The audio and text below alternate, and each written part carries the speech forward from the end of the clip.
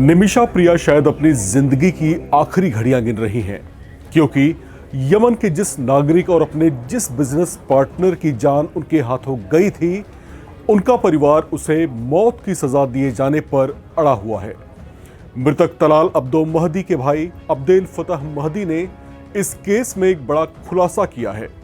Abdel ने दावा किया है कि उनका भाई तलाल न सिर्फ निमिषा का बिजनेस पार्टनर था, बल्कि दोनों ने शादी भी की थी। कुछ मीडिया रिपोर्ट्स के मुताबिक अब्देल ने बताया कि निमिषा प्रिया ने तलाल से दूसरी शादी की थी, जबकि भारत में पहले से ही वो शादीशुदा थी और उसका बच्चा भी था। अब्देल ने साथ ही इस पूरे मामले की मीडिया कवरेज पर भी नाराजगी जाहिर की है।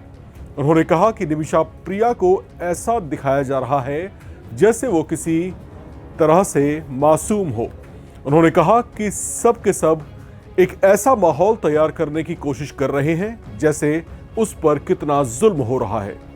अब्देल ने कहा कि ये बात भूलनी नहीं चाहिए कि ये वही निमिषा प्रिया है जिसने पहले तलाल को बेहोशी के इंजेक्शन से ओवरडोज देकर उसकी जान ली और फिर उसके टुकड़े टुकड़े करके पानी की टंकी में ठिकाने लगा दिया था।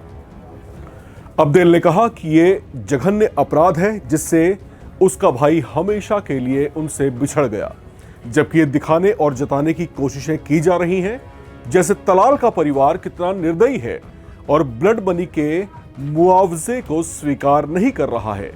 मीडिया रिपोर्ट्स के मुताबिक तलाल के भाई अब्देल ने मुआवजे की रकम लेने से इनकार किया है और साफ साफ कह दिया है कि फैसला खुदा के कानून के मुताबिक ही होगा।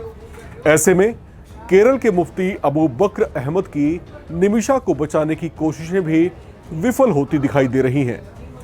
बीबीसी की एक रिपोर्ट के मुताबिक मृतक तलाल अब्दो महदी के भाई अब्देल फतह महदी ने अपना रुख साफ कर दिया है और जता दिया है कि उनके परिवार का मूड निमिषा प्रिया को माफ करने का कतई नहीं है। उनका ये बयान निमिषा के परिवार के लिए बहुत बड़े झटके जैसा है, क्योंकि अब तक उन्हें बचाने की कोशिशों में जुटे संगठन, कुछ उद्यमी और उनके परिवार को यही आस थी कि तलाल के परिवार का दिल पसीज जाएगा और वे मान जाएंगे। लेकिन तलाल के भाई अब्देल फतह महदी का ऐसा बयान आने के बाद उम्मीदें टूटने लगी हैं। भारतीय नागरिक निमिषा प्रिया को यमन की एक अदालत ने यमनी नागरिक तलाल अब्दो महदी की हत्या का दोषी करार दिया। उन्हें 16 जुलाई 2025 को मौत की सजा दी जानी थी, लेकिन अब भारतीय विदेश मंत्रालय के सूत्रों से मिली जानकारी के मुताबिक यमन के स्थानीय प्रशासन ने यह सजा फिलहाल के लिए टाली हुई है। यह फैसला भारत सरकार और अंतर्राष्ट्रीय संगठनों के प्रयासों के चलते सामने आया, जो निमिषा की जान बचाने के लिए लगातार दबाव बना रहे हैं। यह मामला साल 2017 का है, जब तलाल महदी का शव एक पानी की टंकी से बरामद हुआ था। आरोप है कि निमिषा ने उन्हें बेहोशी की दवा की अधिक मात्रा देकर मार डाला और फिर शव के टुकड़े टुकड़े करके उसको ठिकाने लगाया। यमन की राजधानी सना की जेल में बंद निमिषा इन आरोपों से इनकार करती रही हैं।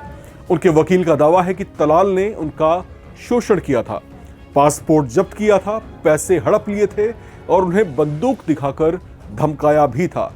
उनका कहना है कि निमिषा को आत्मरक्षा में इस तरह का कदम उठाना पड़ा था। हालांकि कोर्ट ने उनके वकील की दलीलें नहीं मानी और उन्हें मृत्युदंड की सजा सुना दी थी। हालांकि तलाल महदी के भाई अब्देल फतह महदी ने इन आरोपों को पूरी तरीके से खारिज किया।